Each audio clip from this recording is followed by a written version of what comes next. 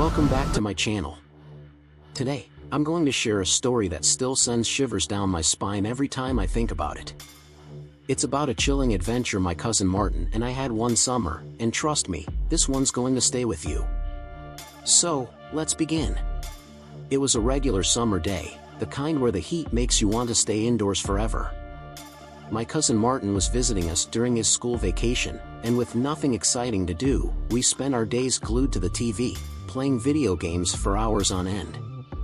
After a few days of the same routine, I felt restless. Something inside me screamed for adventure. My parents weren't home, they were at a beach resort, so it was just Martin and me at the house. I decided to break the monotony. "Martin," I said, "let's go out and do something fun for a change." But Martin, being the laid-back guy he was, just looked out the window and said, "It's raining. What can we even do outside?" Just as I was about to give up, the rain stopped. That's when Martin's face lit up. "Why don't we use your dad's telescope?" he suggested.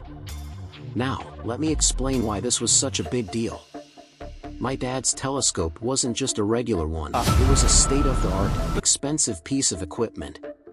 It was kept in his study, a place I wasn't even allowed to enter without permission. "I don't think that's a good idea," I replied hesitantly. But Martin, ever the convincing one, said, "We'll be careful. Come on, it'll be fun." Against my better judgment, I gave in. We packed the telescope and headed out. After walking for what felt like miles, we reached the top of a hill.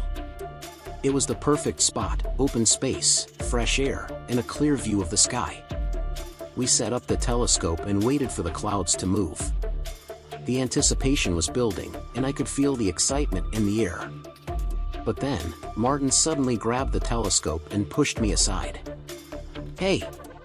What are you doing?" I asked, annoyed. "Look over there," he said, pointing through the telescope. "There's a small cemetery in the distance." Curiosity got the better of him. Before I could stop him, Martin started walking toward the cemetery. "Wait! What about the telescope?" I called out. "Leave it. We'll come back for it," he replied casually. Reluctantly, I followed him. The path was slippery from the rain, and every step felt more ominous than the last. When we finally reached the cemetery, I could feel an eerie stillness in the air. "Martin, this doesn't feel right. Let's go back," I urged him. But Martin wasn't listening. He walked up to a grave and read the name aloud. "Look at this," he said. "The name on this grave is Alone. Isn't that creepy?" What happened next left me speechless. Martin pulled out a marker and wrote the name Molly on the grave. I was furious. "Are you crazy? That's disrespectful." I yelled. Martin just laughed. "It's just a joke," he said. But something about the atmosphere told me this was no place for jokes. Later that night, we were back home, exhausted from the day. I fell asleep almost immediately. But around midnight, I was jolted awake by Martin's terrified screams. I rushed to his room and turned on the light. He was sitting on his bed, trembling and pale as a ghost. "What happened?" I asked, panicked. He whispered, She was here. The woman from the grave. Alone." At first, I thought it was another one of his pranks. But then he showed me his arm. It had fresh scratch marks. That's when I realized this wasn't a joke anymore. The next morning, Martin was visibly shaken.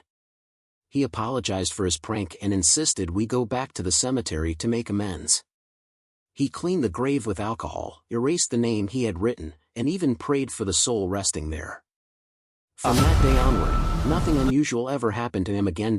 So, what do you think really happened that night? Was it just Martin's imagination, or did something supernatural occur? Let me know your thoughts in the comments below. And if you enjoyed this story, don't forget to like, share, and subscribe for more spooky adventures and thrilling tales. Until next time, stay safe and respect the unknown.